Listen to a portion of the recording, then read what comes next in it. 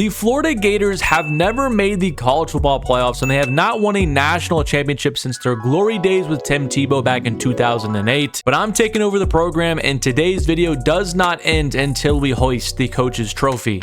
It's time to take over the Florida Gators and bring them back to prominence. They're one of the blue bloods in college football, but they have not been relevant for a decent amount of time now. So today we're going to change that and get Florida back to being one of the top teams in the country and relive those Tim Tebow-esque moments. Maybe we can even get ourselves a revamped version of Tim Tebow in today's video. The first thing you always do when you're starting one of these rebuilds is head into recruiting, and I'm getting a little bit better of understanding how to get prospects, the right prospects to even go after. And the first bulk of players I'm going to go after in the first couple of weeks are going to be from the state of Florida, where we have a very nice pipeline into it's a 5. You can see on the right with the purple little arrow thing. Like this number 10 ranked safety in the country, a 5-star recruit, one of the best players in the entire nation. I'm going to add him to the board. I think we have a fairly good chance of getting him. Here's a look at our team needs. We are fairly good at running back and quarterback, but those are still listed as needs as we only have 4 quarterbacks on the roster and 6 running backs. I still feel like that's a decent amount, but I probably will look for one of them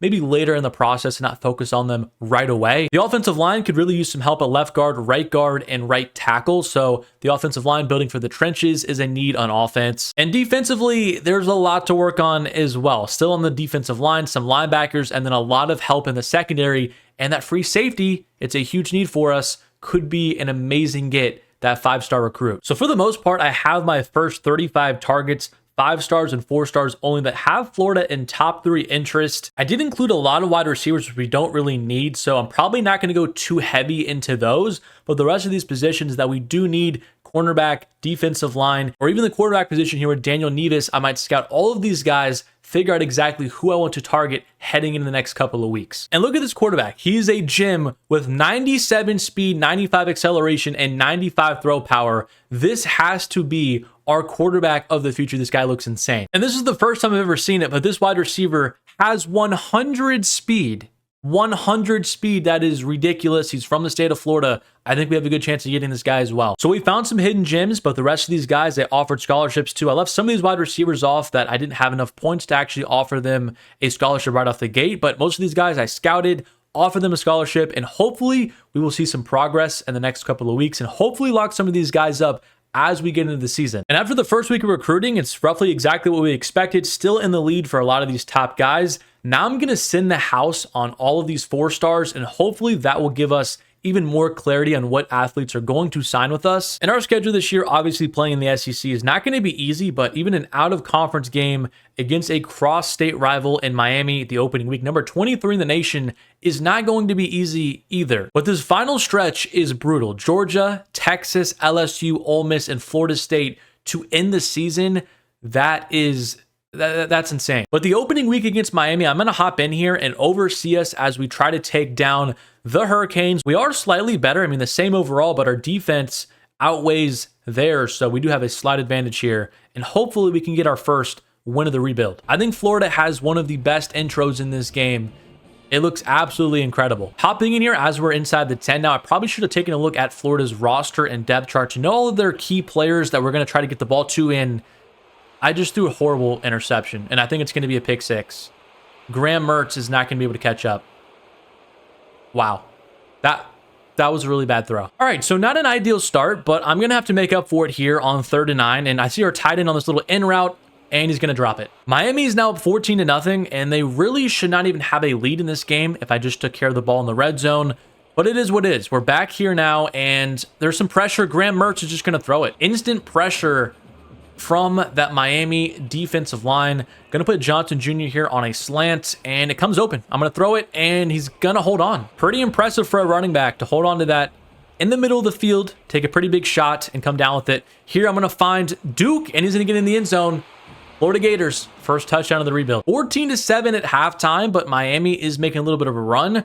We're back in the red zone. I'm gonna hop in here and try to get some more points and tie this game up as we're coming close to the 4th quarter. Here's Mertz. I don't see anything open. Does Mertz have the speed to get to the edge? He does. There goes Mertz. There goes Mertz, and he's in the end zone.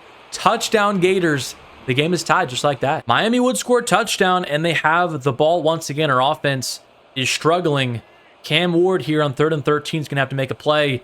to pretty much ice this game. I think it's a running back screen. So wide receiver screen, but we got him down. It's 4th down. 2-minute drill now for Mertz and this Florida offense. We have to take advantage here against a ranked opponent inside the swamp, and it's not going to be a good start for us on 1st down. I see one-on-one coverage on the outside with our star wide receiver, but I'm just going to throw it here, and it's going to be another incomplete pass. 3rd and 10, I kind of view this as 4-down territory. I do not want to give this ball back to Miami, so I'm going to call a running back screen here, and I didn't think Mertz got the ball off, but he did, and we're going to pick up that 1st down. That's huge. The question now, though, is do we go for 2 if we do score a touchdown? And here is Dyke with a huge gain, a lot of space up the field. We're past midfield. Less than a minute and a half to go now. I'm going to fire to the middle of the field. It's going to be slightly underthrown, and it's incomplete. 2nd and 10 now as we approach the red zone. Can I find anybody open? I'm going to fire to the middle of the field. It's going to be caught by Mezel, and Mezel is close to the end zone. I kind of want to take some time off the clock here and not give Miami a chance to go down the field and kick a field goal. I'm going to run a little RPO here to our star running back, and he's not going to get in the end zone. 2nd and goal now. There's Johnson on an out route. He should be wide open to the end zone. He is. And let's go for 2. Coach says go for 2, and that's exactly what we're going to do here. I like Johnson on this little swing route to the left, but I think we should find our tight end, and he's right there. Our tight end, he's going to be short. Why was he not in the end zone? Why did he not run his route into the end zone? And now we got to kick an onside kick, which has a super low chance of working, but we got it. Dive on the football. We didn't get it. A devastating loss. I can't believe it. We had the 2-point conversion, and then we had the onside kick just like that, back-to-back plays. That one hurts. And recruiting, not much again to do this week, just continuing to follow up on all of these prospects. We don't really have a lot of hours as well. They're still just going all into these prospects. I took a few off the board that Miami is very close to securing, but still a lot of these top guys are doing a very, very good job. Alabama and Miami are kind of catching up to us for this defensive tackle and wide receiver. But at this point, I don't have any hours to add to Cantwell, so Miami could theoretically walk him up. And Henning, I don't know his interest yet for recruiting, so I can't hard sell him in anything.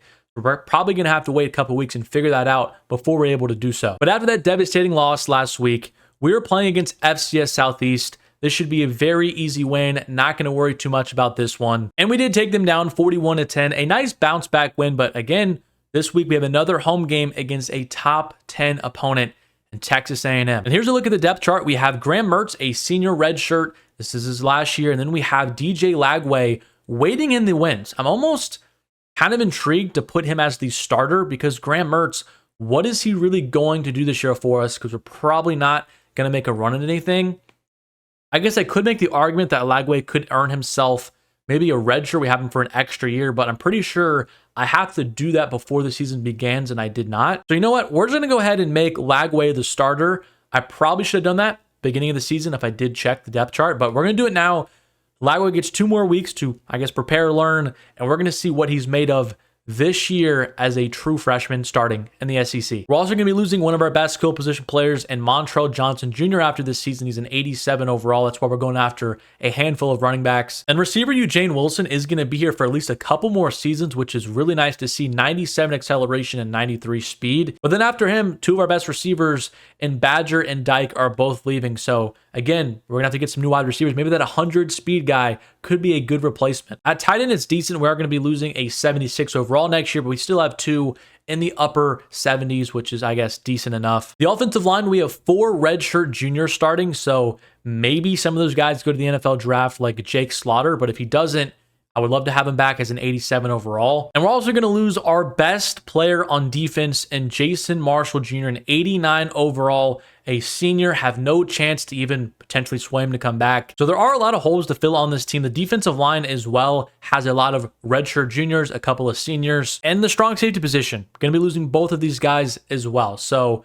we definitely have to retool in defense, I feel like, more than offense. But another very challenging game this week against Texas A&M. I already hopped into one ranked opponent, the week number 1 matchup against Miami. So I'm not going to hop into this one against Texas A&M. Might be a better thing, so I don't throw a pick 6 and pretty much sell the game. But it would be a miracle if we could pull off a win, and it does not look like we did. 1-2, 0-1 in the SEC. Eugene Wilson, though, had an amazing day. 10 receptions, 219 yards, and 2 touchdowns. I think that does mean our true freshman in Lagway played pretty well. And we lost a very close one, 26-23. Lagway had a pretty rough outing, 3 interceptions in his first start. That's probably my fault for making him play against a top 10 team in his first ever start. And you can see now as we're getting deeper into the season that I do see 3 of his interests in pro potential, playing style, and proximity to home. So I'm going to take off Send the House, and now we are going to hard sell him on that, and that should lock up some of these commits fairly easily. Week number 4 against Mississippi State, our second SEC game of the year.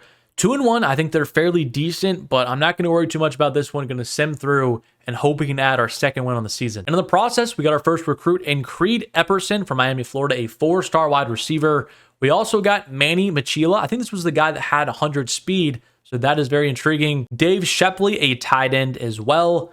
3 4-stars pretty early on. It's awesome to see. We did take down Mississippi State 21-17. Let's take a look and see what Lagway did in his second start. 3 touchdowns, only 1 interception. Definitely played a lot better. And you can still see from a recruiting board, we're doing very well. I really do want this scrambler quarterback, and we took a look at his scouting when I first saw his stats. I mean, it was ridiculous. 95 throw power, 97 speed, 95 acceleration. He's more of like a 6-star because when you get a gem, it boosts you by at least a star. And it's the same as if you get an X through the diamond. That means you're basically losing a star as a prospect. But this guy looks absolutely insane. But we do have a little bit of an issue because Alabama is very close to locking him in. This is another bug that has been happening in this game. He is narrowed down to 5 schools, but I still can't offer a visit for some reason because it says he hasn't narrowed down to his top 5 schools. But, you know, he has. So that could be something that comes back to haunt us because Alabama is very close to locking him in. But you see from the rest of these top guys, the hard sells really worked this past week, and we're really gaining a lot of progress on a lot of them. Brett Vertel's going to be a very tough battle against Miami. They've been leading basically this entire time, but we did make a good amount of progress last week, so hopefully that continues. As I kind of expected, we did lose Brett Vertel to Miami, which kind of sucks. We could have used his talent at the cornerback spot. And Matt Schultz, another guy we were in a tough battle against with Georgia. He went there, so another guy I'm taking off the board. And it is not looking good with this athlete quarterback who I really wanted. Miami is about to swoop in last minute and steal him from us and Alabama. This week we have another cross-state rival in UCF. They're an 85 overall, so a slight advantage. But again, I'm going to let the sim take over, and hopefully in the swamp, we can take down our state rival this time because, you know, we lost to Miami. We did get ourselves another 4-star in Seth Ennis, a right guard in Keyshawn Michaels, another 4-star cornerback in Lyle Olotoi, a running back in Ben Darby, a right outside linebacker in James Raduns. So a fairly good week on the recruiting circuit. 5 new players to help out our roster, but we did unfortunately fall to UCF by a blowout fashion, 42-21 at home. Do not love to see that. How did Lagway perform? He was decent. 1 touchdown, 1 interception in the air. We locked up a lot of the top players in the country. We're still working on this 5-star, but we're getting very close. I think after next week, we probably will get him. And now after locking up some of those top recruits, we have 345 hours of recruitment. I'm going to spend those on the players I haven't really gone after yet, and hopefully that can make some progress on these players. And we'll get some more insight into what type of class we will have very shortly. And then after kind of going through some of these prospects still on our board, that is when we continue to go after some more 4-stars and 3-stars that are still open on the market. And there it is, our first 5-star of the video, Manuel Colombo, a free safety from Fort Lauderdale. He's coming to the Gators. We did also take down Tennessee on the road, 18-17, a very good game. And Lagway finally did not have a turnover, 2 touchdowns, 267 yards. That's what we like to see. So recruiting is going fairly well. We got a lot of our top targets. Some of these guys we're still trying to wrap up. We have pretty large leads. This week against Kentucky, I'm going to sim again because there's a lot of games towards the end of the season I do want to hop into, like including Georgia in a couple of weeks. And we got smoked by Kentucky 38-14. Don't love to see that. How did Lagway perform? 2 touchdowns to 1 pick. And it looks like Mertz came in, so maybe an injury for Lagway. No, but we did lose our best wide receiver in Eugene Wilson III for probably the rest of the season with a hamstring tear. So that's not great. As we enter another bye week, we're really closing in on a lot of these key 4-stars to help our class out. I expect the next couple of weeks to really get these guys to sign. We are in a couple of battles like with Isaiah Capers. Miami swooped in late, and they're almost about to lock him up. We did get ourselves another wide receiver in Parker Hobbs. And this week we have a massive matchup against number 1 Georgia, who does have us outmatch a decent amount on the overall offense and defense. But I'm stepping in here, trying to get a win for us. A huge upset with freshman quarterback DJ Lagway. I think this is also a neutral stadium game. I think this is playing in the Jaguars, if I remember correctly, Everbank Stadium. And it's time to shock the world. Georgia scored first. It's 7-0. But here we go with Lagway. He has great mobility. Let's test it right here as Lagway right up the gut. And Lagway is going to get into the end zone. The speed from Lagway. And just like that, it's a tie ball game. We're approaching the red zone again. Our defense has been standing tall so far in this first half, but we need to get a first down here. And here is Johnson on a nice little wheel route to pick up the first down, and we're in business. DJ Lagway is having a breakout performance, 8 of 8, 130 yards, and a touchdown. Can he do it again on this drive? And get outside the pocket, find our wide receiver right here, Dyke, and I probably shouldn't have conservative catch that, but at least we are inside the 1 yard line, and instead of trying to get cute with it, let's just run the ball right up the middle to, I think, our backup running back who's in the game, and he's going to get stonewalled at the 1 inch line. I guess I don't trust our offensive line against this Georgia pass rush, but here's our tight end. It's free. Another touchdown for Lagway, and we take the lead. Georgia, though, is not going to go away, and they are approaching the red zone again, and they're going to score. Just like that. We're in the fourth quarter now. There has not been a key moment until right this second, and Georgia, 3rd and 5, inside the red zone. Can we make a play on defense? And it's going to be the tight end, but it's short. He dropped it, and they're going to have to settle for a field goal. This is big from our defense to make a stand here and get the ball back to DJ Lagway as we try and take this game. Starting on the 37-yard line, and there's our wide receiver, and it's going to be intercepted. I did not see that cornerback, and he's going to take it inside the red zone. I did not see that cornerback waiting for that crosser, and now we have to make a stop on defense again. That's the second time now that I've made a key mistake that might end up costing us a game. I got to be better than that. He's here. The running back is going to get out to the edge, and he's going to pick up the first down. We have to make a stop here. Maybe make him fumble, get the ball back, and go right back down the field. So here's Trevor Etienne again. No yardage there. I'm going to call a timeout. Maybe that makes them use the run again, since we are starting to call timeouts. And it is. There's Trevor Etienne. He's going nowhere again. But here we go. This is the ball game. Beck, he's going to bring a running back in motion, and he's going to look towards the end zone. Nothing's open, and he's going to find his wide receiver. That hurts. I guess we scored very quickly because now we're doing an onside kick. I was not even allowed to play.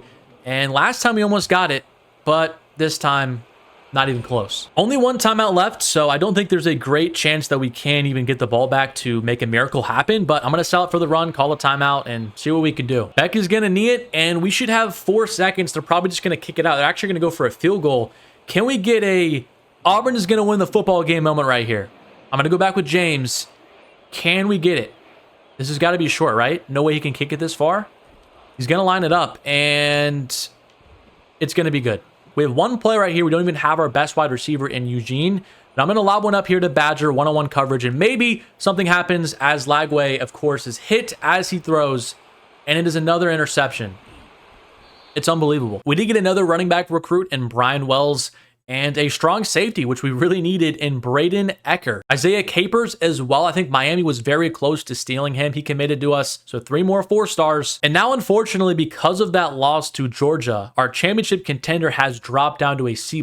So that means these prospects are going to be a lot harder to get, although we still are in the lead for 2 of them. So if we still do make it to the end of the season and recruiting period as number 1, we automatically do get those recruits. And at the moment, we are absolutely cooking. The 10th best class in the nation, 12 4 stars, 1 5-star, and we haven't even begun recruiting 3 stars yet, which will probably happen in just a couple of weeks. So some pretty exciting times here for the future of the Florida Gators. 5-3 Texas this week, but they're 1-3 in the SEC, so they're actually doing worse than us in conference. I'm going to sim this, and hopefully we can pull off a win on the road. We did get another wide receiver in DeMarco Barr. I'm just hoping a couple of these guys are really, really good because we are a little bit weak in that position room. We did lose another nail biter to Texas, 24-21, and Lagway played pretty good, 3 touchdowns, 1 interception, but it's just pretty disappointing to continue to lose these close games. And now because of our losing streak, we do have a couple of deal breakers with Creed Epperson, and he was one of our top players that we were going after. And as we approach the end of the season, our team needs are getting a lot smaller. We do have still some on the offensive line with left guard,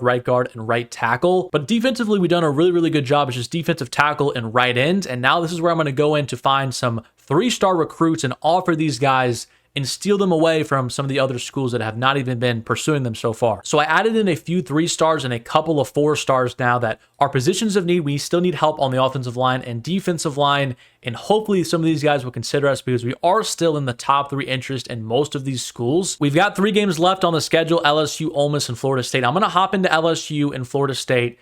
Ole Miss, I'll sim, but we really need to win against a ranked opponent because our prestige as a championship contender is really dropping and it's kind of hurting us in some of these recruiting battles. So this week against LSU is a must win. The first night game at the Swamp. Gonna touch the nose of the Gator for some good luck. And here we come in a sold-out Swamp. One of the biggest games of the year just for morale. We need to get some confidence back that we can beat some of these really good teams. Our defense made a stop in the first possession of this game, and now it's about our offense being able to put up some points as we're gonna have a good run here from Johnson. But these games are very important for our young quarterback in DJ Lagway to gain some experience and to show out so we can have a massive leap next season as I'm gonna be hit as I throw. We haven't gotten any coaching points yet, but when I get those, I do want to put it all on Lagway's development. So all the quarterback boost will help us out a ton. Now here I'm gonna lob it up to Mizzle. I don't know what the flag is, but for right now, it's a touchdown. Is it going to be pass interference on offense? I guess he went out of bounds. I did not see that, but he went out of bounds. It's not going to count. Pretty unfortunate right there, but I'm going to find our tight end now up the seam, and Lagway just missed him. Still 0-0 early in the second quarter, but here's Lagway getting outside the pocket, and Lagway just jumping off to the tight end. He's going to hold on. A little bit risky there, but I did not want to take a hit on Lagway. Another third down here. We're still struggling getting in the red zone. I don't think either team has yet. But here's our running back, and Johnson. It's going to be a little bit behind, but he's going to hold on, and that's just like that. We're inside the 10. I think the biggest thing to do here is just utilize Lagway's legs. That's something that we have not done a ton so far in the red zone outside of that one play against Georgia, but I'm going to do it again here, and it was a mistake. It would be awesome to take a first half lead against LSU, especially at home, put the pressure on them. But here's a 3rd and 5. It's a very crucial play. I don't see anything open. Lagway's under some pressure. Gonna have to throw it away, settle for 3. I think I lined it up good enough, and it's gonna be good. So a 3-0 lead early. Our defense is continuing to stand tall, and now we have a 3rd and 8 as we approach the red zone once again. I don't really see anything open except for a wide receiver right here, wide open in Dyke, and Dyke is gonna take it to the end zone. It's 10-0 Florida. Lagway with a strike. LSU, though, scored a touchdown, and they're back in the red zone in, like, what, less than a minute? So here we go. They're trying to take the lead before half, and he's just going to throw it to the back of the end zone. It's going to be 10-10. Lagway on the opening drive of the first half brought us all the way down, and now it's a 3rd and long for Garrett Nussmeier and the LSU offense. It's going to be a receiver screen. It's going to be off his chest plate, and I thought we had 6. Now in the fourth quarter, inside the 5, we have a chance to take a commanding lead here. Lagway get outside the pocket, and Lagway has so much green grass, and it's a 2-touchdown lead for the Gators here in the 4th. This is pretty much the ball game right here if we can get a stop. I'm not really expecting to because on Heisman mode, this is very difficult. But here's Nussmeier, and yeah, he's going to find the tight end for a huge gain. If we just get one stop, just one of these stops, and the game is basically over. So here we go again. Nussmeier going towards the end zone, and it's going to be caught right when I think we're about to clinch a game. Nussmeier goes yard, and now we have to pick up a couple first downs. I thought about being conservative, but they're pressing our wide receivers, and I'm just going to lob one up and hope one of these guys can beat the press coverage. And there we go. There is Badger down the left sideline, and it's going to be caught. Badger is going to get us inside the 10, and he's going to be dragged down at the, 1 yard line. Lagway put it on a dime, but of course, he's going to drag us down at the 1-inch line. And here's our running back, Johnson. He's going to break a tackle, break a couple of tackles, but he's still not in. We just need to get in the end zone, and I feel great about our chances to secure the win. And here's Johnson right up the middle again. It's actually going to be Lagway, and he's in. Lagway is hit forward, and he's in the end zone. Lagway is growing up right before our very eyes. LSU scored fairly quickly again, so we need to get this onside kick and just kneel out the ball because they only have 1 timeout left. We bobbled the ball, but we got it, and that should just about do it here in Florida. 31-24, finally was able to take down a top school in the nation. It feels good. And after the win, we got ourselves another 4-star running back, a 4-star middle linebacker, which is huge because that was a weak position for us. A quick look at the recruiting board. We still have 30 targets, and a lot of these guys I still have on here. We're actually very close to getting them, and I haven't even put that many hours into them like Josh Fernandez here. Our class still sits at number 12 in the country, which is still really, really good. I still think we have a chance to rise even higher if we still round out with some 3-stars, which I do think we can do at a later date. This week against Ole Miss, I'm not going to hop into this one. I want to hop into the last week of the season, but this is a must-win if we do want to have a bowl game, so hopefully we can pull this one out. We did get another 4-star in Quincy Skull, and that was all the recruits for this week. We did also lose. I did see that we are 4-7, so that definitely does suck. We are not going to make a bowl game this year as we fell 42-27 against Ole Miss. Lagway had maybe his best game of the season, though. 3 touchdowns and 300 yards, no turnovers. The last game of the regular season is a rivalry one against Florida State. They're having a pretty down year as well, so this is a toss-up of a game, but I'm going to hop in here on the road. This is pretty big to lock up some of the last recruits, I believe, so we need to get this win and show that we are the best team in the state of Florida. Not a great start for our defense. Florida State is already inside the red zone, I think with 1 play. So not super ideal, but here we have to make a stop, and we are on 1st and goal. Here comes the wide receiver in motion. It's going to be a fake jet sweep, and we're going to shut down the run again. We're looking like a pass right here, but I'm going to bring a blitz anyway, because I'm going to try to get a sack, force a turnover. I'm going to use Turner to guard this wide receiver, and it doesn't even matter. A slant route, 7-0 Seminoles. It's now 21-7 as we approach the end of the second quarter. And it's getting pretty loud here at Florida State. Lagway needs to make a play. I find our wide receiver underneath right here, and Dyke, he's going to make a cornerback miss, and Dyke is taking it all the way to the crib to make it a 7-point game. What a move. But our defense is still struggling to get off the field. I'm going to bring a blitz here on 3rd and short. We need somebody to get after Ukulele, and he's going to pick up the blitz, but it's short. 4th and 5. 2-minute drill now for Lagway and the Gators offense. We have enough time, plenty of time to go down the field. Nothing open here, and I'm going to take a sack. My pocket awareness in this game is not super good yet. But here on this little post route, I'm going to find Dyke, but it was overthrown. Coach wants to just run it, but I'm going to do a quarterback power here with Lagway, see if we can pick up something on the ground here with our legs. And here goes Lagway, and it's time to punt. Now towards the end of the third quarter, and FSU is having a drive again. This confusing radar that's making it tough, and we almost picked it off. The crowd noise is making it tough here. I won't lie, my controller is shaking. The players are getting confused on what the play call is. We need to make a big play, so that will stop. But here's another run, I think, to the left side, and we're going to shut it down. It's 3rd and long. We need somebody to bait Ukulele into a pick. That's really what it comes down to here. Our offense has been struggling. We have a true freshman quarterback on the road in a hostile environment. It's not really his fault, but we need somebody to make a stop, and they're going to pick it up. 3rd and goal. Can somebody get home and take down Ukulele here? Plenty of time, and he's in a fire to the end zone. Nobody could get home. This is pretty much do or die time. 3:18 to go. 3rd and 9. Can anybody get open? I'm going to lob it deep. I think Badger has him beat, but the cornerback made a recovery, but it does not matter. Badger, what a catch. And we're right back in it. Oh my goodness, we don't even have our best receiver in Eugene, but it still does not matter as Badger is making up for it here. But look at this. No pressure on Ukulele, and he's going deep. Oh my goodness. That is just embarrassing defense. Really no other words to describe it. Truly embarrassing defense. But this time I'm going to go lob it deep again. Can we do it 3 straight times? Mezzel's going to drop it. 2nd and 10 now. Going to lob it up here towards the sideline, and Dyke is going to hold on. Good 1st down. But none of this offensive success here matters if our defense cannot get a stop. I mean, truly, it has been putrid in these top games. But here's another completion to our tight end, and he has a lot of green grass down the right sideline. And we're inside the 10. 2nd and goal. Gonna run a little play action, and Lagway has plenty of space to just run, but here's the wide receiver. Cross his body. He's gonna not hold on to it. Lagway making a beautiful play, getting outside the pocket, making something happen.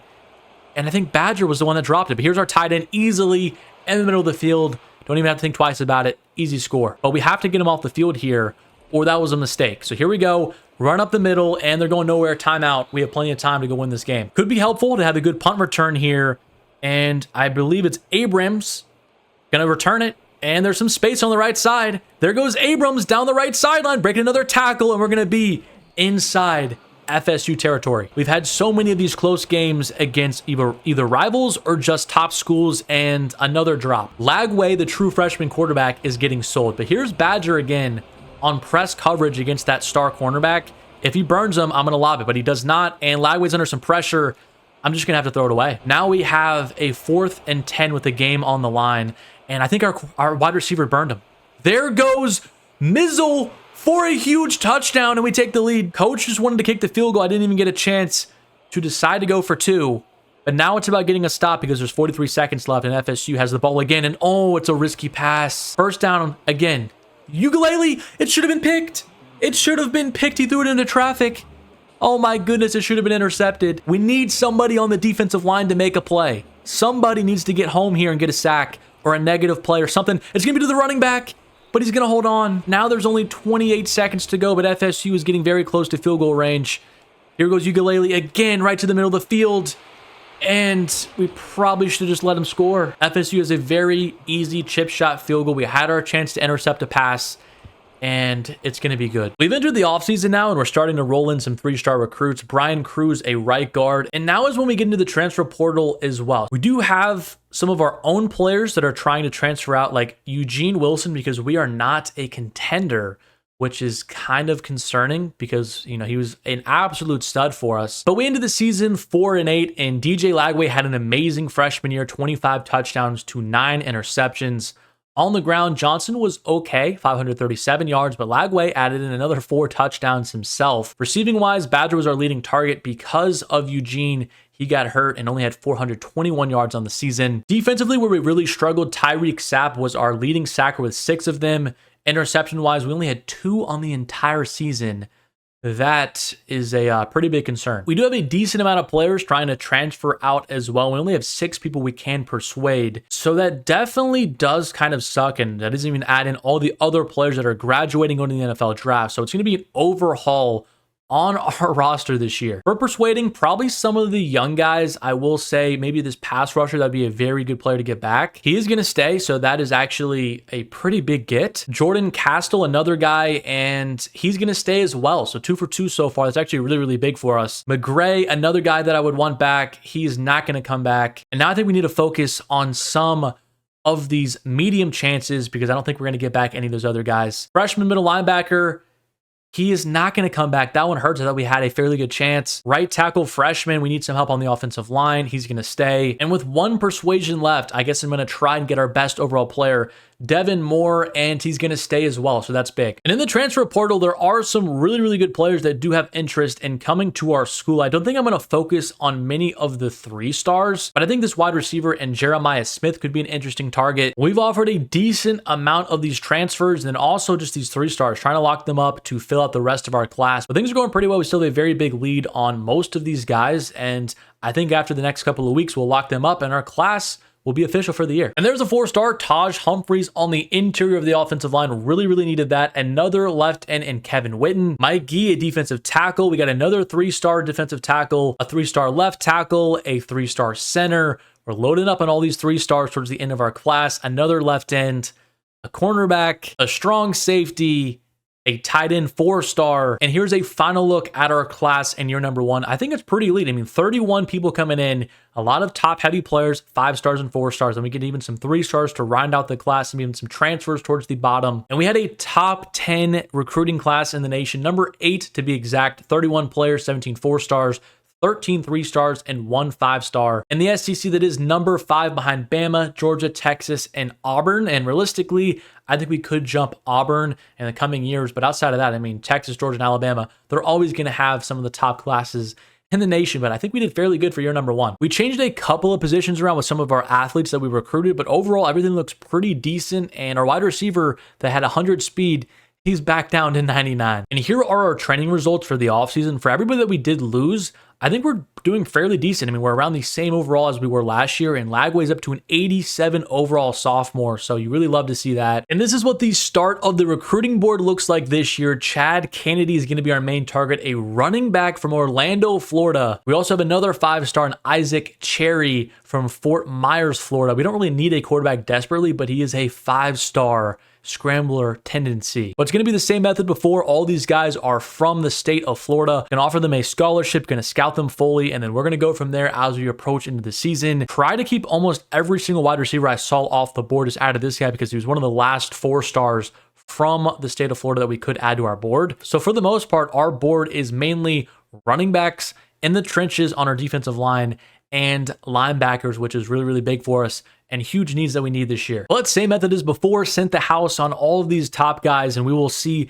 how all the cards kind of play out in the next couple of weeks as the season begins. I can't really add any hours to these guys at the moment, but they are kind of in the back of my mind that we do need to put some hours into them eventually if we are going to secure some of these 4-stars. But here's a look at our schedule. Still very, very hard, although the first 3 weeks, I mean, we have North Texas, USF, and then a bye week. Week number 4, though, is at Miami. That's definitely going to be a game I hop into. Number 7 in the country. But I feel like for some reason it's not as hard as last year because LSU isn't as good, but we still have to face off against Kentucky again, at Florida State, Texas, Texas A&M, in Georgia. So it's never going to be easy in the SEC, but I think we do have a better chance, I think, this year than we did last year. We'll have to wait and see, though. First week against North Texas, I know it's on the road, but I'm not going to hop into this one. I think we should be able to take them down. And we lost. We are 0-1 after the first week of the season, although we had a receiver with 262 yards and 4 touchdowns. I just can't believe it. 40-35. Our defense continues to be an embarrassment. I mean, Lagway, 5 touchdowns, 314 yards.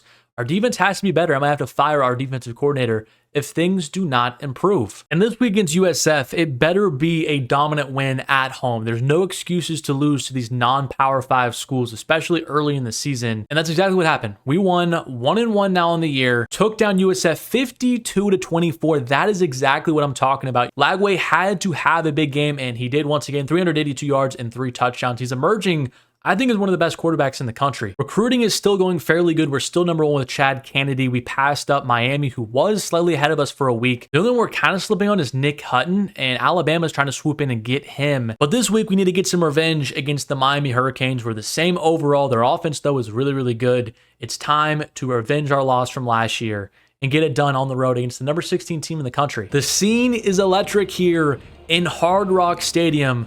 I'm gonna be honest, I don't know if I've ever seen this stadium filled up in real life with Miami Hurricane fans. 4th and 2 here, late in the first quarter, and coach wants to go for it. The crowd is going crazy for this big play. I'm just gonna find the running back out of the backfield, Hawkins, and he's gonna break a couple tackles and get us in scoring position. Coach wants to kick a field goal now, and this is gonna be pretty hard. Let's see if I can do it correctly, and I don't know if I did. I think I hooked it, and there's a penalty on the field, though. Is it gonna be roughing the kicker?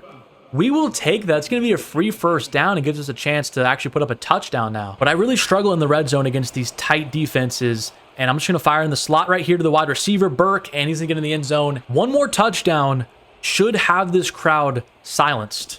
And I think I had R1 there, but Lagway's just going to take off and get the ball inside the 5. He is killing it. 1st and goal now. I love this swing pass out to our running back, but it is a little bit risky if the linebacker goes with them, and they did, and Lagway is under pressure. I kind of walked into that sack. Plenty of space in the middle of the field, but can I sneak a slant route in here? I can't see anything open. I'm just going to fire to the end zone. It's going to be caught by Eugene Wilson.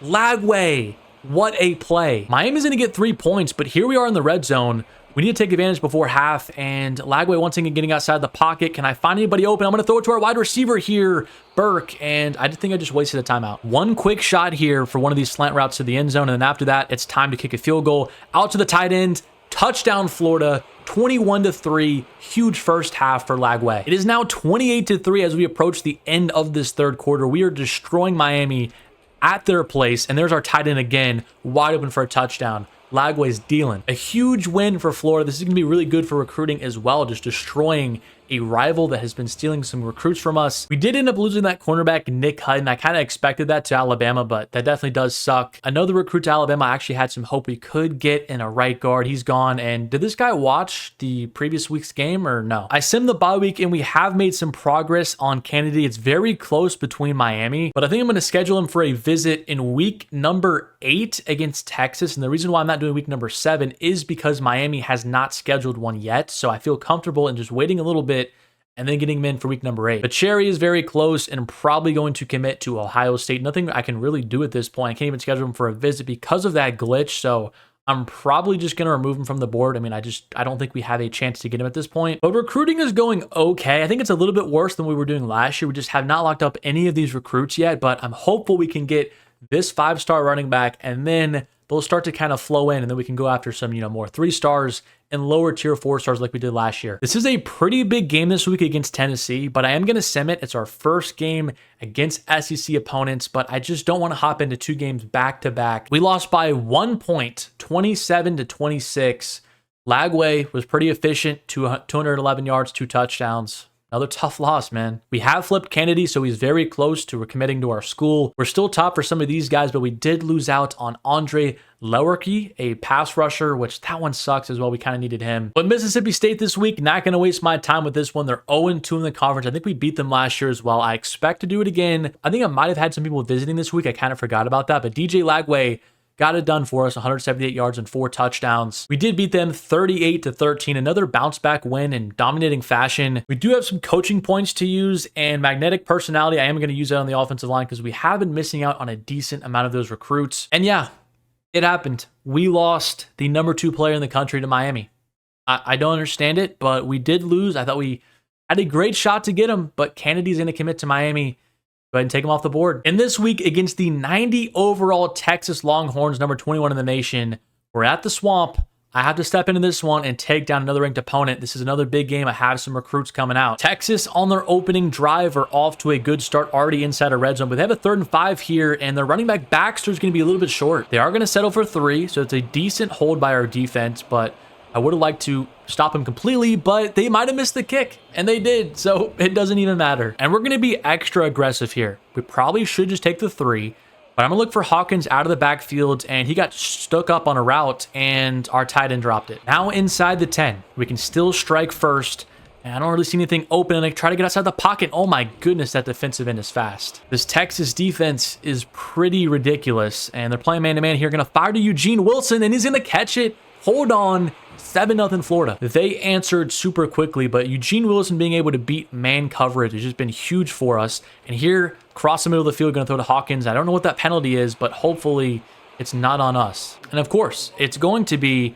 I don't know how you hold when the ball came out in less than like 2 seconds. But now make it a 3rd and 15. We have a nice little tight end cross play here, but I still think we can get out to our tight end potentially, and he's going to hold on. What a catch by Jackson. A beautiful throw from Lagway as well to get it out there for him. I thought the corner might have caught up to him, but he didn't. And here's our tight end again.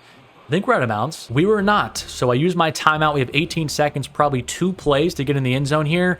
And I don't see anything open. Here's the running back in the flat. Hawkins, easy touchdown. 14-7 going into halftime. Texas, though, with 10 points unanswered, and they're driving again here to start the 4th quarter.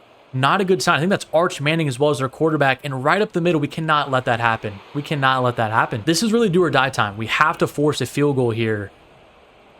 And our defense has just been struggling in the second half. Another run up the middle, and we cannot stop it. It's going to be a touchdown. And I'm coming in on 4th and 17. Need somebody to make a big play. I'm going to lob it up to Eugene Wilson.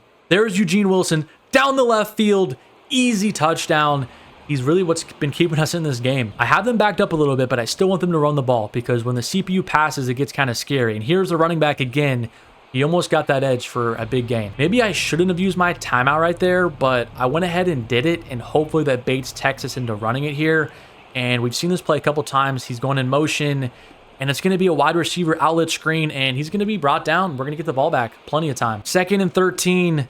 I'm going to find Eugene Wilson. He's been cooking that corner all day long, and there goes Eugene Wilson. I'm just going to take the touchdown. I can't risk it. I'm going to take the touchdown. We now have a 4-point lead with just under a minute to go. I'm going to be using James. We need 1 stop here, and we have some pressure. Arch Manning's going to fumble the football. Arch Manning fumbled it. Somebody pick it up, and he's actually going to be the one that picks it up, of course. Probably one of our first sacks of the game, and he's the one that picks it up. But here we go. Cover 2 on 3rd and long.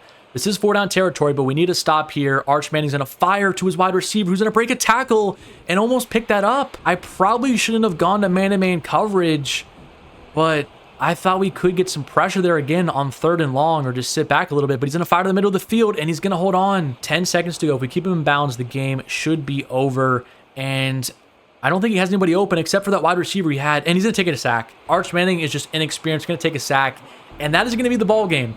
We are going to come back from behind and take out Texas, who is ranked inside the top 25, our 2nd huge win of the year.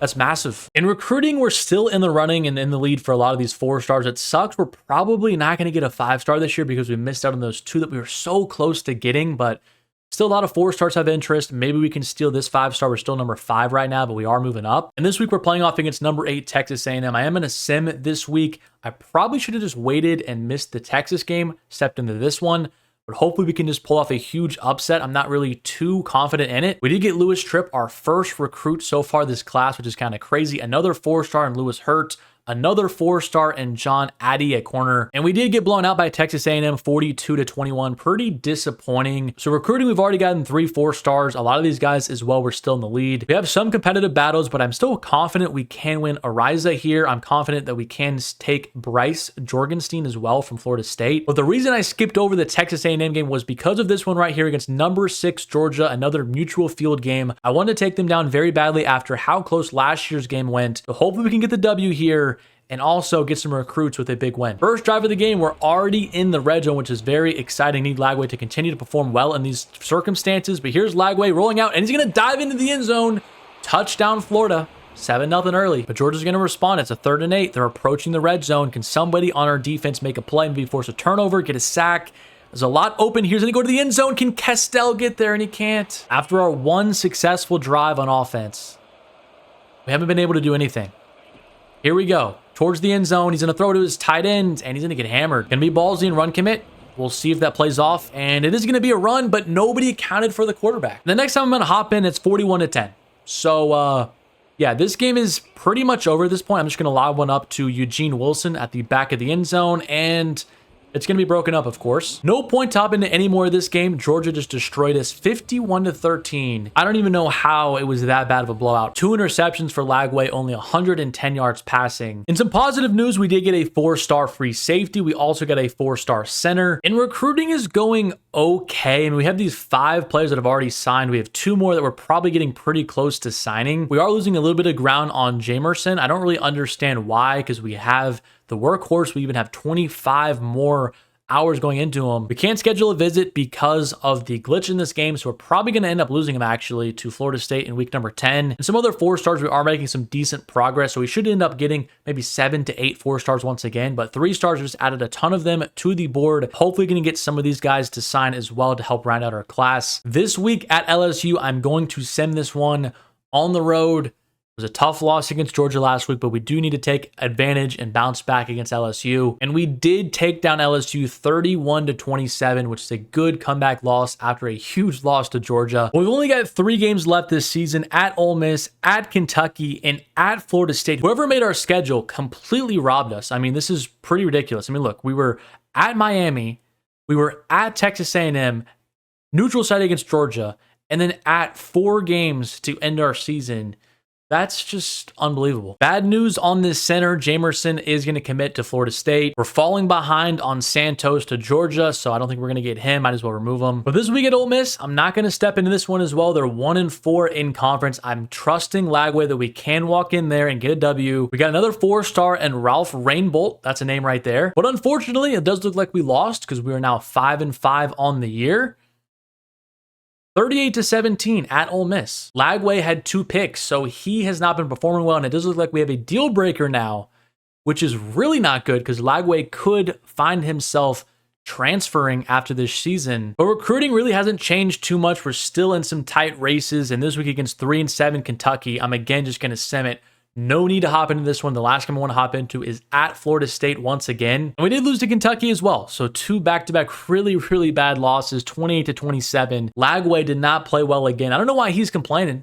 He wants to leave, but he's the one that is not playing well for us. And now we have to beat Florida State if we do want ourselves in a bowl game. And because of back-to-back not too good years, we are starting to struggle a little bit with recruiting. I mean, we got all these guys, but these 4-stars, taking a little bit more to get them to come to our school. And now we have a lot of 3-stars that we're probably going to get. But the fact is our class is not going to have as many top-end players as it did last year, which is definitely a concern. And the fact that Lagway does want to leave as well, it could put us into a pretty tough spot. I have not played 1 snap on offense because we haven't even had a key moment on offense. We're getting absolutely cooked so far. And here, quarterback's just going to throw it away. And they're going to go for it here because they probably just don't respect our offense. I mean, I probably wouldn't either because of how bad we've been.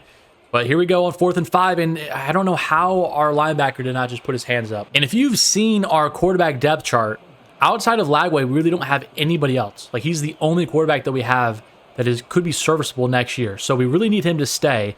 And here I'm going to lob one up down the field to our star-studded wide receiver in Wilson. It's an easy touchdown. This combo is ridiculous. But to get back to what I was saying, we really need Lagway to stay. So whatever we can do the next 2 weeks, we probably just need a win. We need to do it. And Lagway's going to fumble here as I say that. And now we find ourselves still down by 6. 3rd quarter. We need to make another score to take the lead. A fake jet sweep, and I'm going to fire to the tight end. He's going to hold on, and there goes Hansen up the left sideline. Kind of slow, but inside the red zone. But to get back to what I was saying, we really need Lagway to stay. So if we win this game, make a bowl game and win it, I think then we'll be able to keep him. But here's Webb on the carry, going to get inside the 10, break a couple tackles as well. But Lagway is going to have to stay because we really have no other option. We did not get that quarterback in last year's recruiting class that I really wanted. But we're going to get on the board here, 14-13.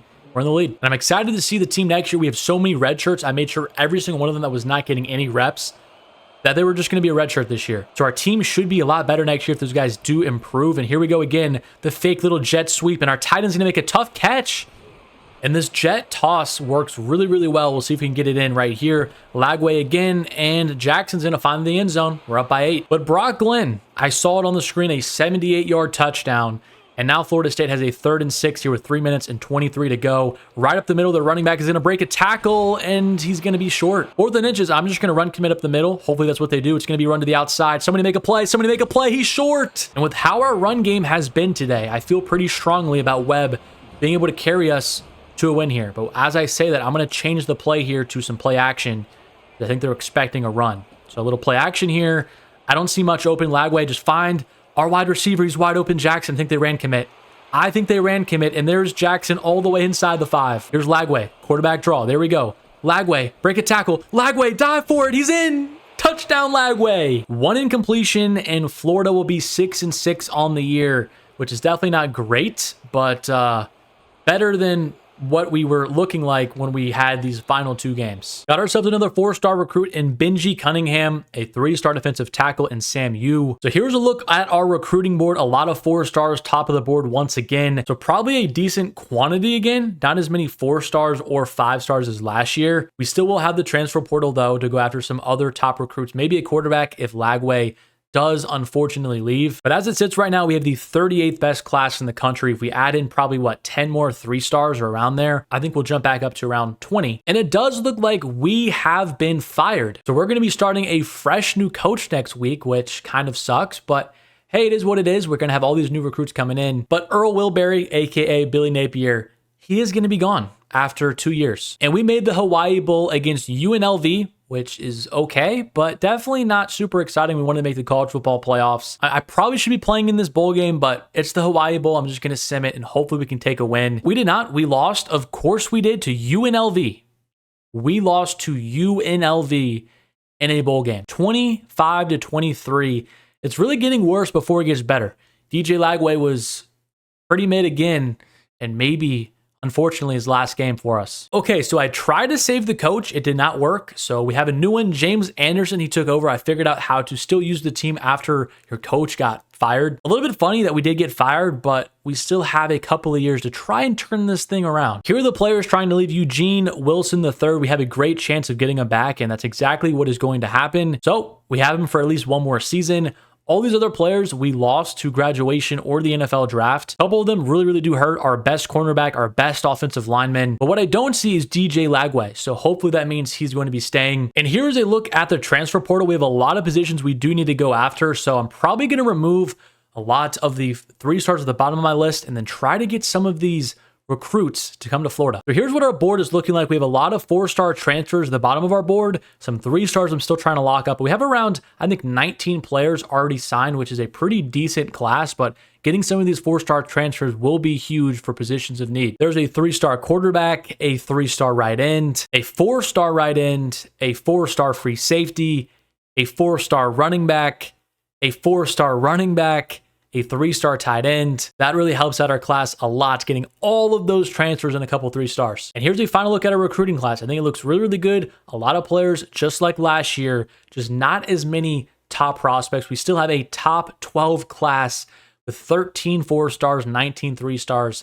And I'll take it. And here is a look at our training results. Fairly good, although DJ Lagway is still just sitting at an 88, so not much improvement from him, but still a fairly decent squad, 87 overall across the board. And for how young we are with a lot of the top classes the last 2 years, I expect in the next couple of years for us to be really good. And here's the first look at the recruiting board. Have a couple of 5 stars. We are right on the top of their board. I really do want this quarterback because there's a lot in the air with that position group on our team. 92 throw power, 94 speed, 95 acceleration. This guy looks really good.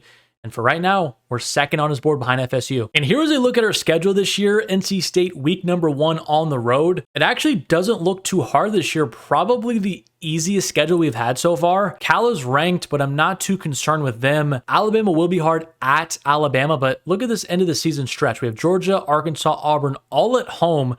And then somehow we're still at Florida State. We never get a home game against them, apparently. And here's a quick look at the depth chart I want to show you guys. I haven't done a super good job of showing that off, but Lagway is still at quarterback. Running back this year, it is going to be Trayon Webb, and we also still have Tank Hawkins. At wide receiver, Eugene Wilson is back. We have a freshman redshirt and Manny Michilla. He's up to an 89 overall with 99 speed. He's going to cook this year. I mean, look at the speed for our first 4 wide receivers. I mean, that's just ridiculous. But I'm very excited about the guy we recruited last year who's really going to break out for us this year. Not a ton of speed at the tight end position, but look at this. Another guy that we recruited is going to probably ball out for us this year. The offensive line is fairly decent as well. You can see from there, just mid to upper 80 overall, except for our center position. But overall, I really do like how our offensive line looks. But our pass rush, we have 2 guys that should be able to get after the quarterback. A pretty decent redshirt senior on the interior of our defensive line. The linebacking core is very deep and actually very good as well. 3 players in the mid or upper 80s. The cornerback position, very deep, not a ton of top heavy guys. We don't have like a 90 overall, but again, still very solid. Free safety, the 5-star recruit. He's entering year number 2 this year. Hopefully he can progress. And at the strong safety position, an 86 overall senior with a 83 senior waiting in the wings behind him. But with how important this year is for the Florida Gators reboot, I am going to hop in here against NC State. We have the overall advantage, offensive advantage, defensive advantage. We need to go into Raleigh and take care of the Wolfpack. First time stepping in here, 3rd and 3 in the red zone. And it's a little bit rainy here in Raleigh tonight. But here's our running back. I'm going to just dump it off to him. There's Webb, and he's going to pick up the first down. Looks like NC State does have a fairly good pass rush getting after us fairly easily. But here's Lagway just going to roll out, dive into the end zone. Touchdown Lagway. We take a 7-0 lead early. NC State did score, but we're right back at the 1-yard line. Going to run a running back draw, and it got destroyed. Our offensive line is really struggling to block these guys, but here's our tight end wide open. McCollum, he's going to be pushed forward in for a touchdown. It is now 28-21 here in the 3rd quarter. Lagway has a big 3rd and 3 here, and it's going to be run to Webb and our little RPO, and he's going to pick it up. And Lagway here is going to be trying to get his 5th touchdown of the day. He's been dicing up this state defense. There's our tight in the middle of the field, a little bit behind, and that costed us. Going to call some shallow crosses here on 3rd and 6. Pick up one of these first downs here, be huge for us, and he's going to hold on to it. Hawkins, and he's down to the 1. What a catch. Hopefully, he can just pound this one in with our star running back, and it looks like we can cross the plane. 14-point lead. NC State, though, is not going away. They scored yet again, and now it's time to get a first down here as McCollum's going to drop it. This is not going to be an easy kick. I'd actually be surprised if I can make it, so I'm going to try to line this up, and maybe that has a chance, and it's just going to sneak in. NC State does have a 4th and inches here. They're going to be going for it. 10-point lead for us. I think they are going to try to go deep here because I just pinched the safeties down, but the quarterback is in some trouble. He's going to try and throw it, and no way he just made that throw. Lex Thomas made an incredible throw, but we did hold him to a field goal. Now I'm going to make sure that we do have some good pass protection because I'm going to try and go deep here, ice this game. Let's see if we can do it. 1-on-1 with Eugene Wilson. That is not going to go super well for you, and Eugene Wilson is pretty much going to ice this ball game. We're going to take down NC State 45-31, a huge 4th quarter. Clinched it for us. Lagway with a huge game. We'll take it. Recruiting-wise, we're in the lead for these 2 5-stars. And then this right tackle 5-star, we were just behind Georgia Tech, but I am finally going to hard sell him. I kind of figured out what his 3 motivations are. Hopefully we can get him as well. But I'm pretty optimistic about this class, especially if we can get 2 5-stars. It might have a chance to be the best one that we've gotten so far. I mean, a lot of 4-stars I'm still working on. We do have our home opener this week against Cal, and I think I am going to step into this game as well. I don't want to step into every single game this season. It doesn't seem like too fair. But we got some good momentum the first week. This is our home opener. I want to step into this one, and then we'll kind of cruise until we get deep into conference play. We really should have no issue against Cal. I mean, we're 5 overalls better, so hopefully we can get it done. I would love to go up 14-0 at half against a ranked opponent.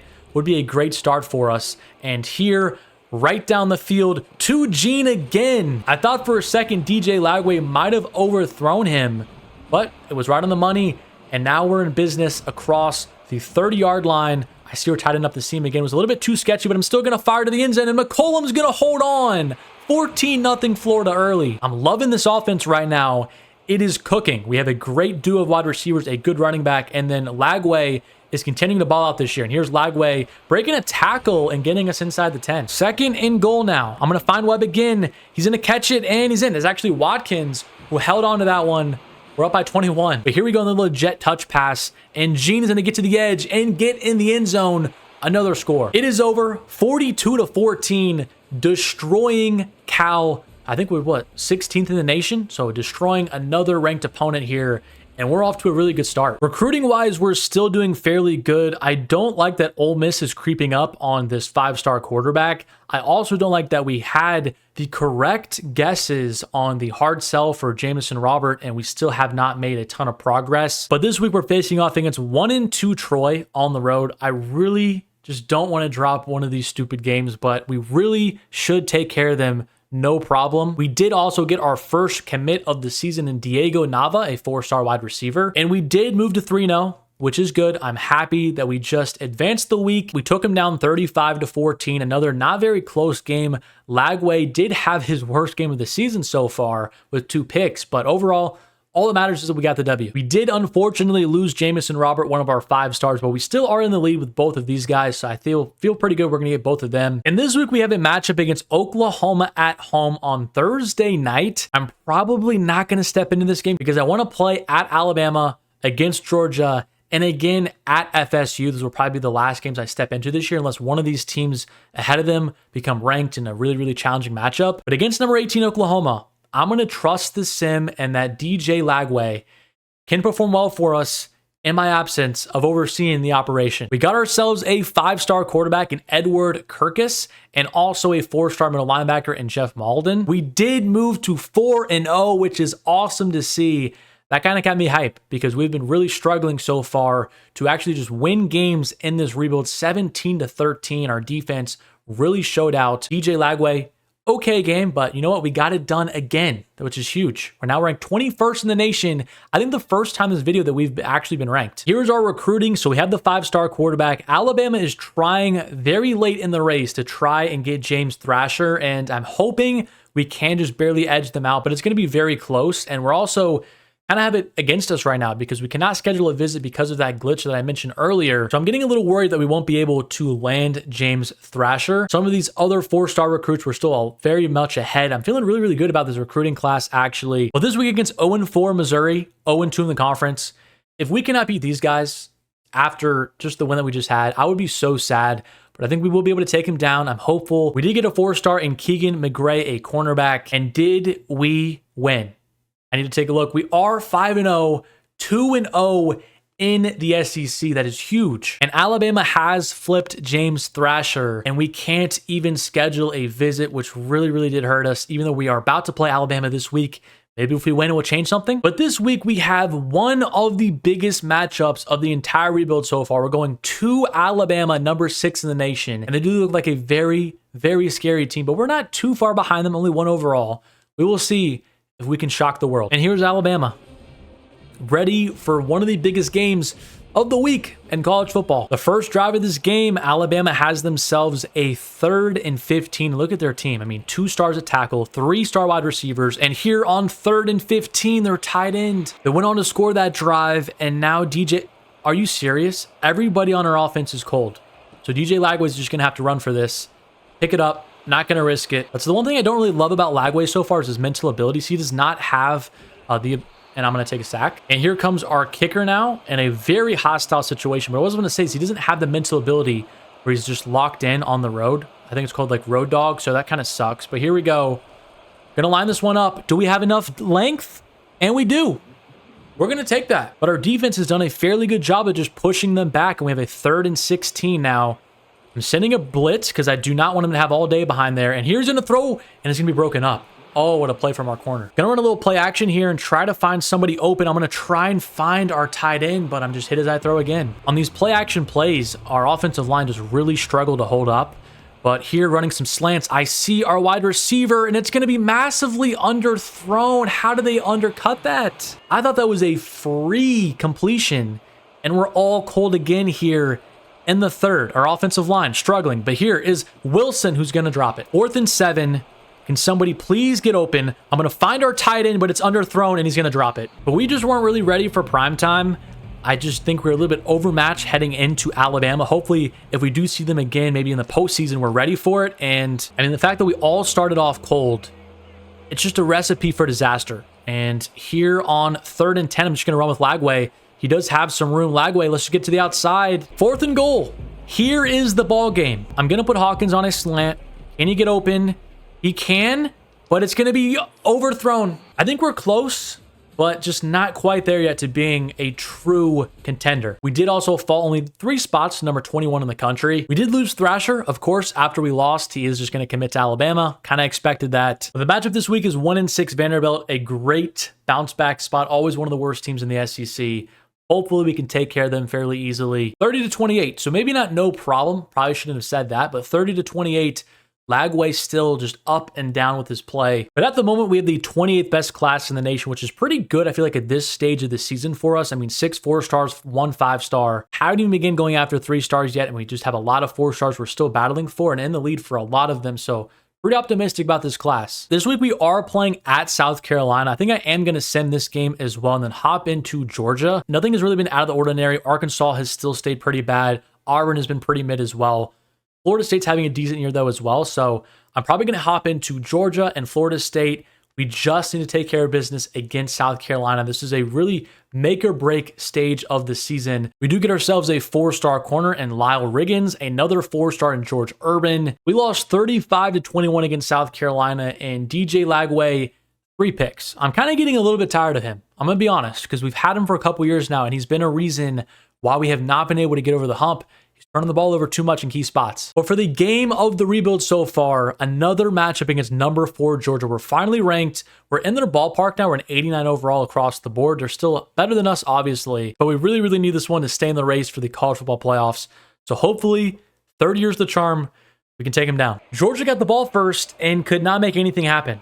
And now we have the ball at the 1-yard line to take the opening touchdown. It's going to be a little RPO here, and it's going nowhere. Eugene, open. Can he make the catch? He can. Eugene, how is he not in? I don't know how he's not in, but I'm going to call a direct snap to the running back here. Please get in the end zone. He is. Webb, 7-0. If I see that one-on-one coverage on the outside, I'm throwing it to Eugene Wilson every single play. And here, there's just plenty of space on the outside. Lagway, just get the first down. Try to juke out this linebacker. Lagway, beautiful move. But a play that works really good is this jet toss sweep right here. Juke inside, and he's in. We're going to take the lead. 1st and 10 now. Lagway is dealing. He's got the hot emoji. Can he outrun these D linemen? He can. There goes Lagway. Lagway's into the end zone. Let's go. It's almost an 8-point lead. Another 3rd down. I don't know what's better, me playing defense or letting the CPU, because both of us have had no success stopping this Georgia team. And here's another running back screen. Can we get out there? Please. And we did get there in time, but he's just going to break tackles. And Georgia scored and got the 2-point conversion. So it's a tie ball game now. Our offense has to continue to do the heavy lifting. And I'm trying to find somebody open, hit as I throw. Defensive end, could not block him. Our defense finally, though, did bail us out. And I might do something crazy here. I'm going to try and lob one up to Wilson or Michella, 2 of our stud wide receivers. I think Wilson has them. Going to lob one up deep to Wilson, and Wilson does have some separation. Wilson's going to hold on, and we are almost inside the red zone. I'm going to call a quarterback draw here with Lagway. And hopefully we can get some room. We can on the left side. Lagway, cut it back, and Lagway! What a move to cut it inside and score. Take the go-ahead touchdown. I'm going to keep committing to the pass and playing these pretty deep zones. I don't really worry about the run. Another running back screen. Please make the tackle. Thank you. Our cornerbacks are not super good, although Georgia doesn't really have any star receivers outside of that guy on the left. So we might be able to get away with man, I think, but I don't want to assume that and get burned as another little drag route here. They're killing us with these underneath little drag routes every play. So I guess I just need to watch out for those, because that's what they've been killing us with is here. They're going to run it, and the running back is going to break 5 tackles and get in. It's 3rd and 10, and I need somebody desperately to get open here. How about our tight end? And it's overthrown again. Lagway is selling. Our defense, though, did force a 3-and-out, but Lagway, I don't really have confidence in him right now to make the proper play and get us down the field for the win. I mean, this is what I mean. He's really struggling in these big moments. I know I make my own mistakes, but those 2 throws, they were open. I found the right guy, and he was just unable to do so. And Lagway here is going to take a huge sack. That one was a little bit on me, but this Georgia pass rush is just fairly insane. We do have one-on-one coverage, I believe, on the outside, and I'm just a go route merchant because Wilson burned him again, and Wilson is going to take this. I'm just going to go down. I'm going to make him use their timeouts. I do not want to go back on defense. Lagway did not overthrow this one. Georgia has no timeouts left. We should just be able to take this down and kick the game-winning field goal here. Right up the middle for Webb. Just go down. Just go down. All day timeout, leaving no time for Georgia. Here we go. Should be a chip shot field goal if I don't smoke it. And that should be good. It is over.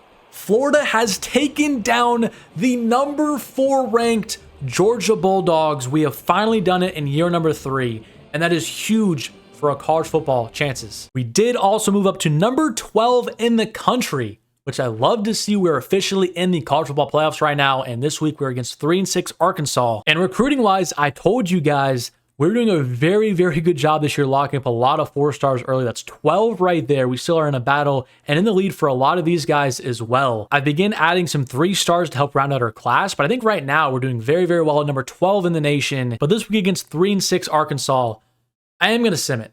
I'm going to sim this week. I'm really hoping we don't have a real stinker from the sim, and we don't. We took care of business and defeated Arkansas. Let's take a look and see how close this game was. 42-28. So we are starting to gain a little bit of traction, I believe. Lagway had 6 touchdowns and 449 yards. He's cooking. So now for the recruiting class, I'm zeroing in on these 3 stars. I mean, look at these guys here. They don't even have an offer from all the schools that are on the top of their board. So theoretically, I should be able to jump above a lot of these schools that now that I'm the only one that have really offered them. Now, these 3 4-stars, I don't think I had a great chance of getting. We're still in the race, but it's just not looking super good at the moment. But overall, still as the 13th class, I still do love how things are going for us in the recruiting circuit. This week against 5-5 Auburn at home. They're only 1-5 in the SEC. I am going to sim this week as well. Hopefully we can stay alive because if we lose, next week becomes a must-win game to make the college football playoff. And we won. 9-2 Florida Gators. We are number 5 in the nation. 24-3. We've been having some offensive explosions, and now we had a defensive explosion. Auburn could do nothing against us. Lagway didn't even have a great game. So now if you guys are curious in what I do for recruiting at this stage, is I just go here, put a minimum 4 or 5-star rating, and then just go through every single player that is not a part of a school or is not being heavily recruited, add them to the recruiting board. I did that here with these guys right here, and we're going to see if I can jump in late to the battle and maybe swing some of these guys to come to the Gators. But the last game of the season against Florida State, I am going to hop into this one. I think we are safe regardless to make the college football playoff, but if we win this, I think we will make the SEC championship game. We'll probably have a bye in the playoff, so this is a very important one. And FSU has been a tough team for us in the first couple of years of this rebuild, so this is not going to be a super easy one, but we need it. On the opening drive, Florida State scores a touchdown. Can our offense answer? It's 3rd and 2, going to dump it down to Mizzle. He's going to get in the end zone. I tell you what, it is pretty hard when the stadium pulse is going this crazy to change the play and make some audibles. Here's the running back, Webb, picking up a big first down. And now we have another RPO play. I don't even know what we're going to be running. It's going to be a little RPO run, and I tried to hand it off. It didn't matter, though, because Lagway is going to get in the end zone. Busted play, but it worked. Once again, Florida State could not score. It's up to our offense. I'm going to dump it down to our tight end. He's going to hold on here. McCollum, and he's in the end zone. And our defense is cruising. I think they got another turnover potentially. And here we go. Running back screen. Couldn't even get it off. Just throw it, Lagway. Just throw it. But here we go on 3rd and 10. Look into the end zone. Found our wide receiver, Mizzle, for another score. What a throw. Gonna trust our offensive line, which has been upgraded a lot. We've gotten a lot of recruits within the last couple of years. Can we run it up the middle? We can, but we're still short. Probably the smart thing would be to kick a field goal and make it a 3-touchdown game, but gonna do the jet toss. It's been working really well for us, and we do get to the edge. It's a free play. Mizzle, another score. This is pretty much the ball game. If we get it right here, we're basically in field goal range. And who's he going to throw to? One-on-one coverage down the field. McClain, he's going to pick it off. McClain with a huge play.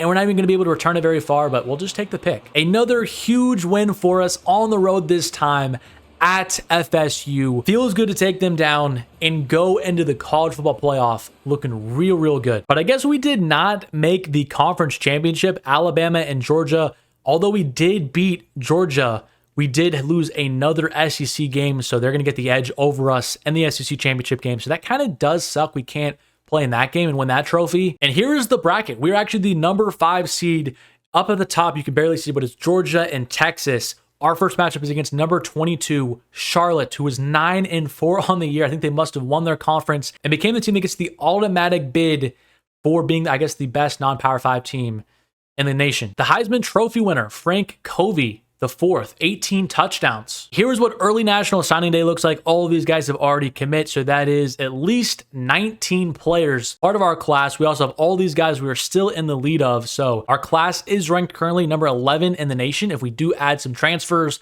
I do think we could easily be a top 10 class, which would be our best. But here we go, 87 overall across the board against an 80 overall Charlotte team. Really should have no problem taking them down here in Florida. It's a night game, and it is absolutely jumping. Here comes our squad, touching the Gator for some good luck. And here we go entering the swamp.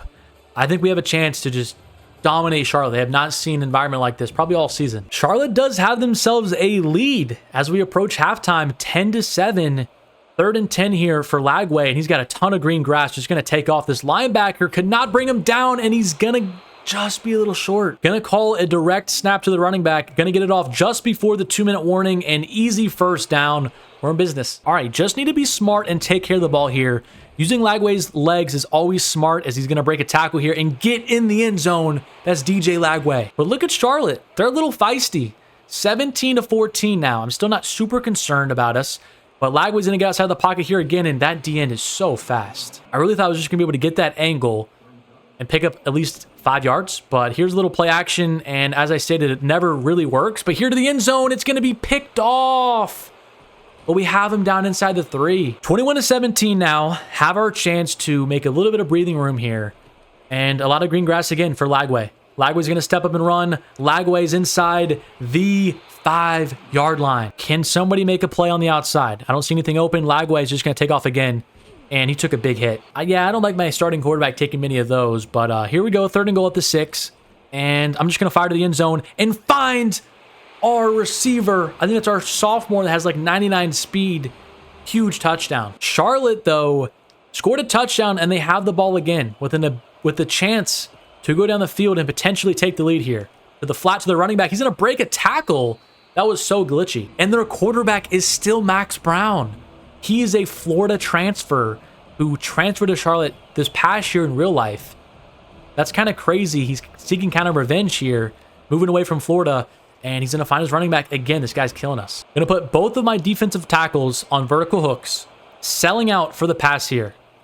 Oh, no. Oh, no, he's going to run for it. Please, somebody make a hit. He's short. He's short. He's short. 4th and inches. He just checked the play. It's not. It's going to be a pass. It's to his wide receiver in the flat. He's going to hold on. Bringing in another all-out blitz. It's going to be a wide receiver screen. What a play call. The CPU offensive coordinator is in his bag. And now Lagway needs to have a game of his life. And look at Wilson just wide open. That is just inexcusable defense from Charlotte, but I'll take it. We're in the end zone. And just like that, we're back on defense. But here we go. And we must have missed the extra point or something. How? Oh, he threw it right to us. He threw it right to Colombo, our 2nd-year 5-star safety. And he's going to bring it all the way back into Florida territory. And I'm not going to trust the sim to mess this up.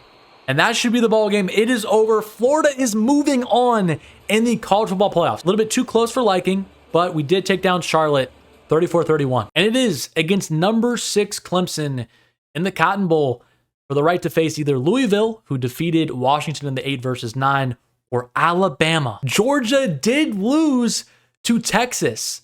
So somebody that's given us a lot of problems is gone. NC State did beat Michigan in the 6-11, and NC State was not a super easy game in week number 1, but we already have beaten them. Here come the Tigers, and I am pretty fortunate that this is not on the road. We're not going to have a lot of, confusion on what the route is going to be or whatnot.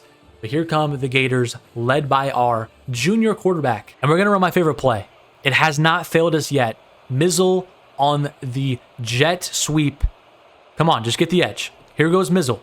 Mizzle on the outside. He's waiting for us, and Mizzle's short. Our wide receiver did not hold his block right there.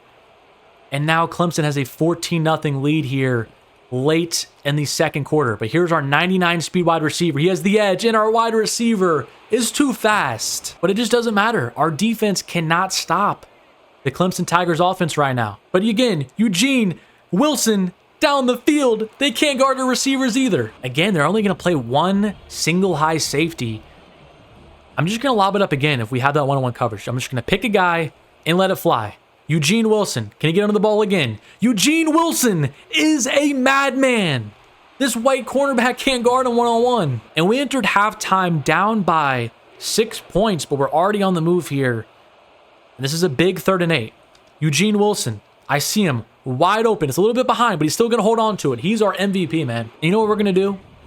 We're going to go back to the jet toss, but this time to the right. Can our receiver block correctly this time? It doesn't even matter because we're just going to get an easy touchdown. That plays money. We've taken the lead. Clemson, their offense, realizes they need to have some urgency here. It's 3rd and 10, though. Can we please just get a stop? He's going to fire underneath, and he's going to be short. They have a big decision to make. They are, in fact, going to go for it. I brought some pressure, and it's going to be a run. Somebody get there. He's short. First and going out to 3. I love Webb on this little out route, and we're going to get it to him, but he's not going to hold on. That's what my fear right there. If it's not broke, why fix it? Jet touch pass again. Gonna get it to him, and this time we're gonna be just a half yard short. I feel like people have said this does not work super well in this game, but I'm gonna try it again. Quarterback sneak, 1 yard line, and we're in. Let's go. DJ Lagway is in. And this is kind of crazy, but we're gonna just burn them deep. They're playing press coverage again on both of our stud wide receivers. Could come back to haunt us, but no, it shouldn't, because Eugene Wilson again.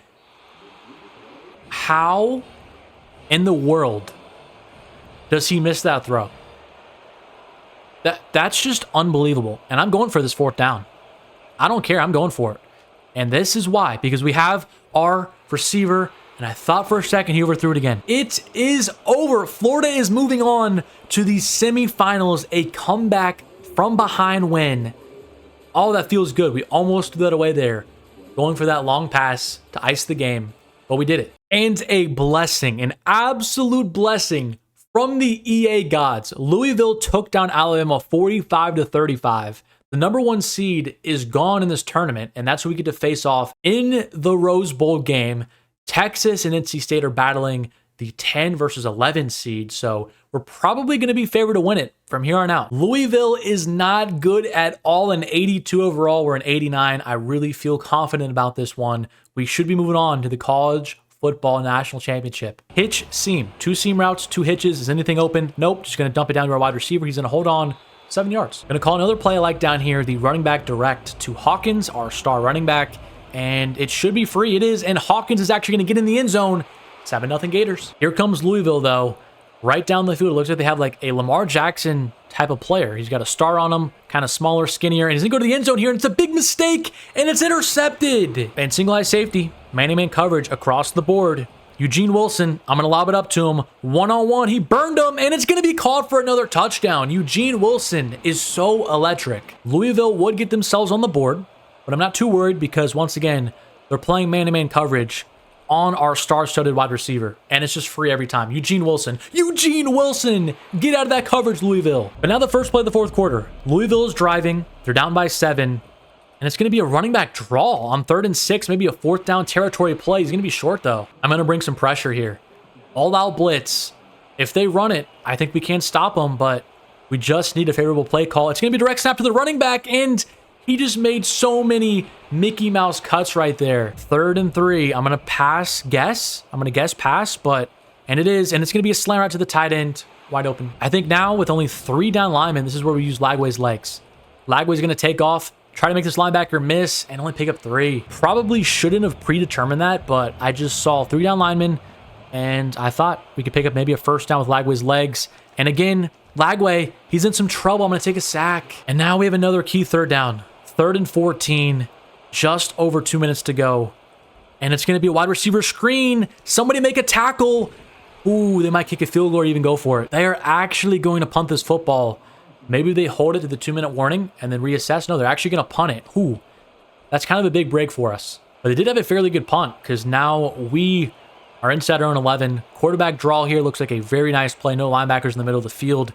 And Lagway has some room. Lagway down the right sideline. There goes DJ Lagway. Can anybody catch him?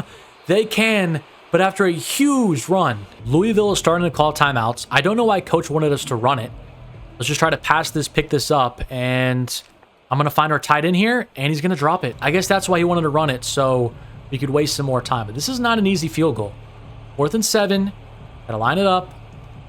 And I think I moved it, and is it going to make it in? It's going to sneak in.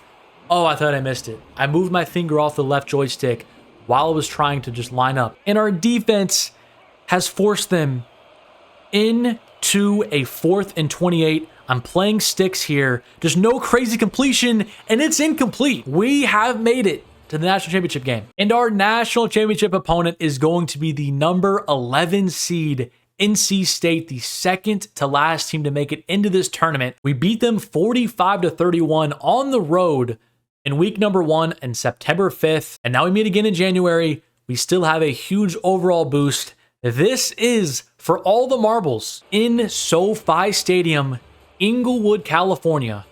Here come the Florida Gators wearing their nice blue uniforms, orange helmets. We're hyped up and ready to go. Led by DJ Lagway. He's got to have a big game today to finally get us another ring. Starting off with the ball here, 3rd and 5 for DJ Lagway. Would be nice to get points on our opening possession. And here's our wide receiver, Gene, who's always a reliable target on 3rd down. We do have a 1st and goal now at the 8-yard line. Going to try and just hand this ball off. And our right tackle just put a huge block on the defensive end, and we're in for a score, 7-0. Our defense, a quick stop, and once again, here we are in the red zone. 0 for 2 on this wide receiver screen. Can we convert it correctly this time? It would be, yes, we can. And look at the speed on Michella. He's going to get to the end zone. He can. He dives in. 14-0. But NC State is not going away. They scored, and now they're driving again at 3rd and 5. Their quarterback making some audibles. Here on 3rd and 5. He's going to throw to the flat. How did he catch that? No way, man. 3rd and 9. 12-yard line. It's another run. And Thornton, again, a huge tackle. They settled for a field goal, so now we have 2 minutes to go before halftime. Another chance to add some points. Going up 11 before the break would be really, really good for the national championship game. And Lagway's just going to run. I have too much green grass. And look at the speed of Lagway. Just look at the speed. Running back screen here to Webb. NC State is all over it, but we still got it off. And look at Webb make a huge juke. Webb. Oh my goodness, but there's a flag. I think it might be on NC State, though. They're showing him as a face mask. It is unnecessary roughness, a late hit, I guess. We're going to take that all day. Inside zone here to Webb. He just made an electrifying play, and it should be an easy touchdown, and it is. 11-point lead. NC State got themselves a field goal, but we are back in the red zone, and the clock is ticking, so we don't have all day to snap this ball. And across the middle of the field, there is Mizell, and he held on to it. That is why you possession catch right there. The difference in this game so far has been that we are scoring touchdowns, and NC State is scoring field goals. And Lagway had their tight end early on. He's still going to get it to him first. Quarterback draw here. 3rd and 3. I love this play call, especially with Lagway. He has great mobility. Lagway is not going to get it. He's just a little bit short. And you already know what I'm calling here. You already know. You already know. Mizzle, come this way. Hold on to it. Get to the outside. Mizzle, break the tackle. Ooh, he just barely got that one. Starting to find a few plays in this playbook I really do like. This wide receiver screen worked good for us last time. Gonna try it again here, and they read it. Luckily, no points for NC State off that turnover, but I once again see one-on-one coverage here, press coverage, and that was a mistake. That was a big mistake. Eugene Wilson III. They are going to score a touchdown. They're going to try and get this onside kick. Really their last opportunity. I mean, it's still a 3-score game, but Mizzle's going to get it, and we're going to get it past midfield. NC State is not using their timeouts. We're in the victory formation. This game is over. Florida is once again national champions, led by DJ Lagway in his junior season. Let the celebrating begin. I actually can't believe we did it. This took such a long time, but we have done it. Florida is back on top. It feels good, man. I had a little bit of doubt early in the season, but once we beat Georgia, I started to gain some faith. Hey, maybe we can shock the world this year. After firing our head coach, mind you, that was what we did at the beginning of the season. On the year, DJ Lagway also almost had 4,400 yards, 43 touchdowns, and 15 picks. I think those interceptions are probably why he did not win the Heisman. On the ground, Lagway also had 836 yards and 11 touchdowns. Webb was pretty good, 725 and 9. Receiving 1,300 yards for Eugene Wilson and 14 touchdowns. Machila, he balled out as well. Our receiving coverage is so elite. And defensively, Shout out Kelby Collins Sr. with 15 sacks. Interceptions wise, look at our 5-star safety that had 3. Just an all-around really, really good team. And if I was playing next season, I would just go all in on some transfers as well. But I think for just the sake of this, I'm not going to spend the time doing that. Our class before these transfers was number 11 in the nation, which is actually really, really good. And here's what I really wanted to see, the training results. We do have a lot of 90 overall plus players now.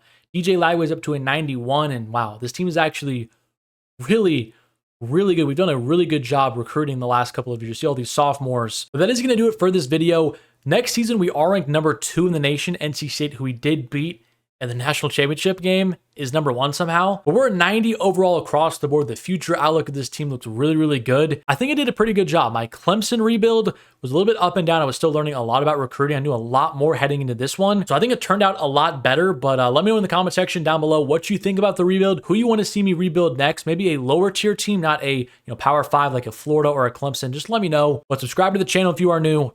Drop a like on the video if you did enjoy it. And as always, thank you so much for watching. And I'll catch you guys in the next one.